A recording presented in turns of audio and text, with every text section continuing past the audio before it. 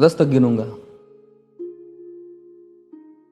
राम लिखते ही, पढ़ते ही, सुनते ही, देखते ही या दिखते ही मन में जो पहला विचार आता है उसे बांध कर रखिए। पूछूंगा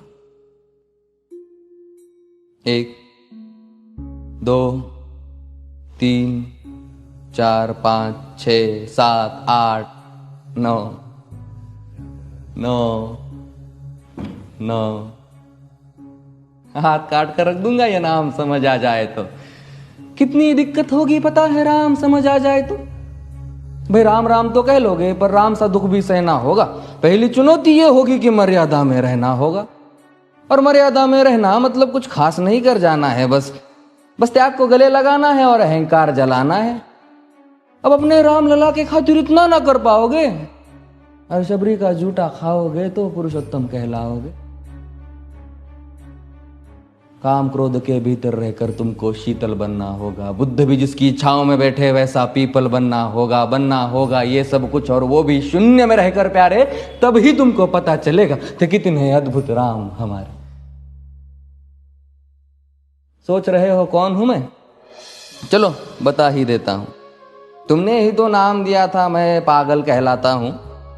नया नया हूं यहां पे तो ना पहले किसी को देखा है। वैसे तो हूं त्रेता से, मुझे कृष्ण किसी ने कलयुग भेजा है।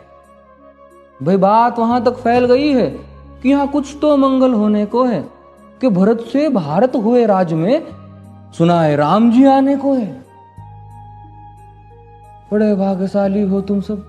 नहीं, वहां पे सब यही कहते हैं कि हम तो राम राज्य में रहते थे पर इन सब में राम रहते हैं।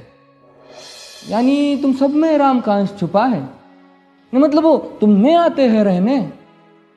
सच है या फिर गलत खबर? अगर सच्ची है तो क्या कहने। तो सबको राम पता ही होगा, घर के बड़ों ने बताया होगा। तो बताओ फिर कि क्या है राम। बताओ फिर कि क्या है राम। बताओ। अरे पता है तुमको क्या है राम?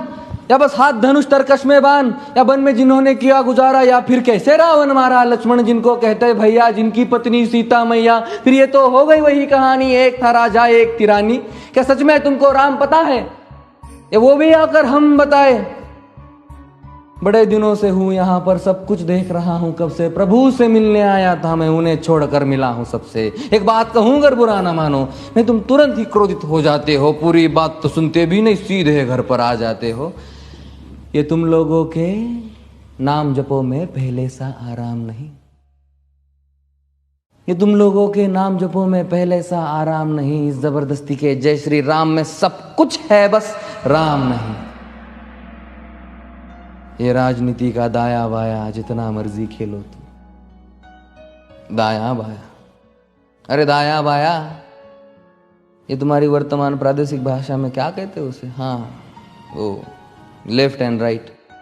ये राजनीति का दाया बाया जितना मर्जी खेलो तुम चेतावनी को, लेकिन मेरी अपने जहन में डालो तुम। निजी स्वार्थ के खातिर अगर कोई राम नाम को गाता हो तो खबरदार अगर जुर्रत की और मेरे राम को बांटा तो। भारत भू का कवि हूं मैं, तभी निडर हो कहता हूं राम है मेरी हर रचना में। मैं बजरंग में रहता हूं, भारत की नींव है कविताएं और सत्य हमारी बातों में। तभी कलम हमारी तीखी और साहित्य हमारे हाथों में। तो सोच समझ कर राम कहो तुम। ये बस आतिश का नारा नहीं, जब तक राम हृदय में नहीं तुमने राम पुकारा नहीं।